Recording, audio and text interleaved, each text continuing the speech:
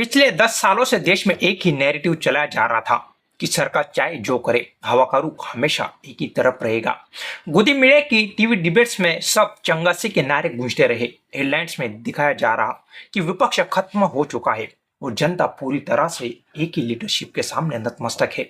दुनिया ने बड़ा भयंकर एक रूप देखा है इन दिनों। रिसोर्सेज का वेपनाइजेशन हो रहा है। अविश्वास का वातावरण विश्व के लिए अनेक नई चुनौतियां लेकर के आ रहा है। लेकिन ऐसे समय में भी दुनिया भारत को ग्रोथ और होप के ब्राइट स्पॉट के रूप में देख रही है।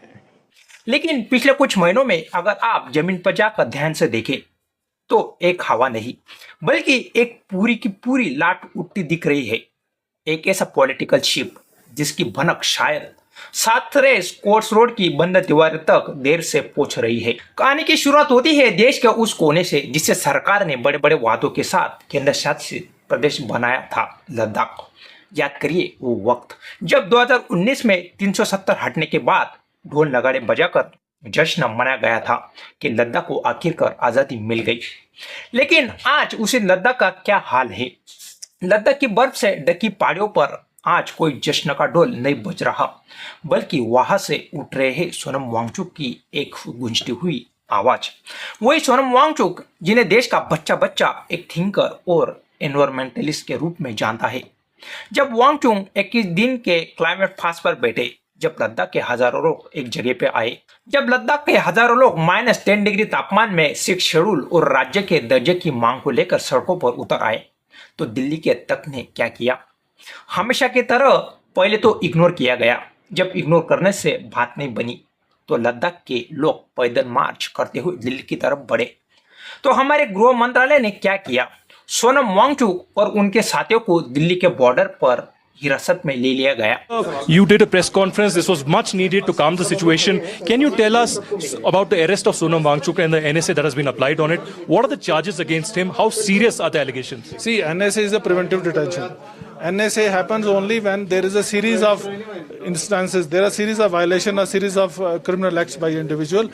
We have included all these and in the dossier, and accordingly NSA has been done. And what are the links with Pakistan and Bangladesh that you're talking about?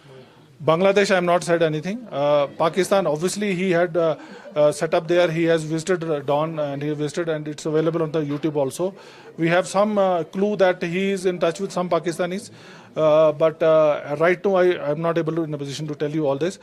But then there is a question mark, and we are investigating. Was there an जिस आदमी ने देश के लिए border पर लद्दाख के ecosystem को बचाने की लड़ाई लड़ी, जो भारतीय सेना के लिए सोलर हीट टेंट बनाता रहा, उसे दिल्ली की पुलिस ने एक सुरक्षा खतरा घोषित कर दिया। यह पहली बार था जब लद्दाख जैसा शांत इलाका खुलकर बीजेपी की नीतियों और गृह मंत्रालय के धोखे के खिलाफ खड़ा हो गया। वांगचुक का यह प्रोटेस्ट सिर्फ लद्दाख की जमीनों और नौकरियों को बचाने का आंदोलन नहीं रहा, बल्कि इसने पूरे देश को यह मैसेज दिया कि बीजेपी पे वादे जब धरातल पर उतरते हैं तो उनकी सच्चाई क्या होती है। लद्दाख में जो गुस्सा पहाड़ों से शुरू हुआ था, वो मैदानी इलाकों के युवाओं और छात्रों तक पहुंचते पहुंचते एक ज्वाला बन चुका है।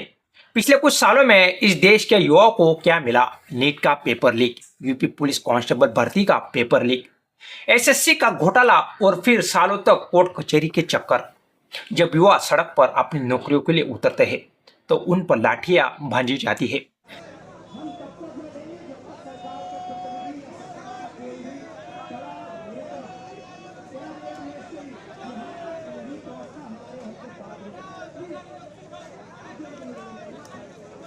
लेकिन इस बार माहौल अलग था।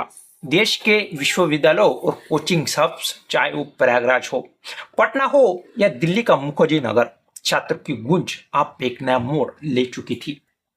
इसी बीच राहुल गांधी का छात्रों और युवाओं के बीच सीधे जाकर संवाद करना और उनके मुद्दों को नेशनल नैरेटिव का एक बड़ा सा साथ देना बीजेपी के लिए एक बड़ा सिरदर्द साबित हो रहा है। Today, I came to Pune not to give you a lecture, not to tell you what I think, not to talk politics to you, but more to allow you to express yourself, to say what you feel, to say what you think. Rahul Gandhi का जब Delhi university के हॉस्टलों में जाते हैं, जब वो लखनऊ और इलाहाबाद में बेरोजगार और पेपर लीक के शिकार छात्रों से मिलते हैं, तो गोदी मीडिया इसे पीआर स्टंट कहकर खारिज करने की कोशिश करता है। लेकिन सच्चाई यह है कि युवाओं के बीच जो गुस्सा दबा हुआ था, उसे अब एक पॉलिटिकल आवाज मिल चुकी है। युवा न्याय की यह गूंज सिर्फ एक चुनावी नारा नहीं रहा, यह उन लाखों करोड़ों नौजवानों का आक्रोश बन चुका है जो डिग्री हाथ में लिए बेरोजगार की भीख मांगने पर मजबूर किए गए हैं। थोड़ा परिचय कीजिए अपना। Yes. Hello, I am Advocate Rama Prasad Zavre. I have recently graduated. I am a lawyer and I will be pursuing masters after this. I have noticed in the last 5 years that I spent taking my degree that women in my field are subjected to such stereotypes that my classmate would not be.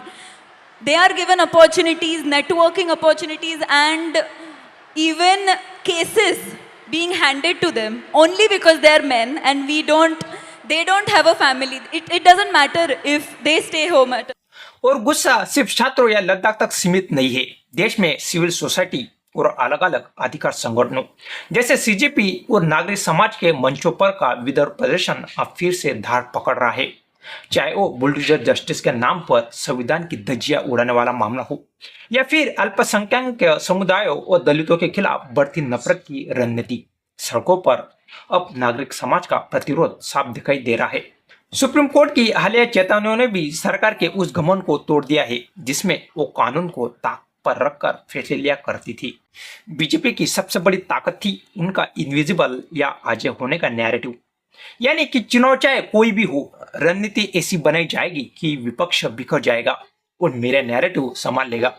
लेकिन इस बार हवा का रुख बदल चुका है। राज्यों के उपचुनाव से लेकर हालिया राजनीतिक घटनाक्रमों तक यह साफ दिख रहा है कि बीजेपी का जोर और काउंटेबल था, उसमें भी अब दरारें पड़ने शुरू हो गई है। महंगाई अपनी चरम सीमा पर है। रोजमर्रा की चीजें अब आम आदमी की पहुंच से बाहर हो रही है और सरकार का पूरा ध्यान सिर्फ और सिर्फ चुनाव जीतने की मशीनरी पर लगा हुआ है। अब सवाल यह उठता है कि क्या बीजेपी इस बदलते हुए वातावरण को समझने में नाकाम हो रही है या फिर उन्हें लगता है कि आखिरी वक्त में हमेशा की तरह धार्मिक ध्रुवीकरण या कोई नया नैरेटिव खड़ा करके इस आक्रोश को दबा दिया जाएगा।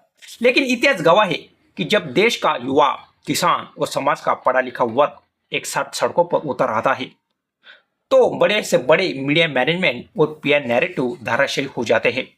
लद्दाख में वांगचुक की अनिश्चितकालीन लड़ाई, दिल्ली की सड़कों पर छात्रों युवाओं का प्रदर्शन और राहुल गांधी का छात्रों की गूंज कार्यक्रम, इन मुद्दों को आक्रामक रूप से उठाने की रणनीति ने आज सत्ता के गलियारों में हलचल पैदा कर दी है। जो सरकार कल तक विपक्षों को कमजोर और खत्म मानकर बेफिक्र बैठी थी, आज उसे हर मोर्चे पर जवाब देते नहीं बन रहा। आने वाले दिन तय करेंगे कि क्या यह जन आक्रोश एक बड़े राजनीतिक बदलाव का रूप लेगा या फिर सरकार हमेशा की तरह अपनी सत्ता की ताकत को इसे कुचलने में कामयाब होगी। लेकिन एक बात तो तय है, अब हवा शांत नहीं है। देश में बीजेपी की नीतियों को विरोध में एक नई लहर आ चुकी है।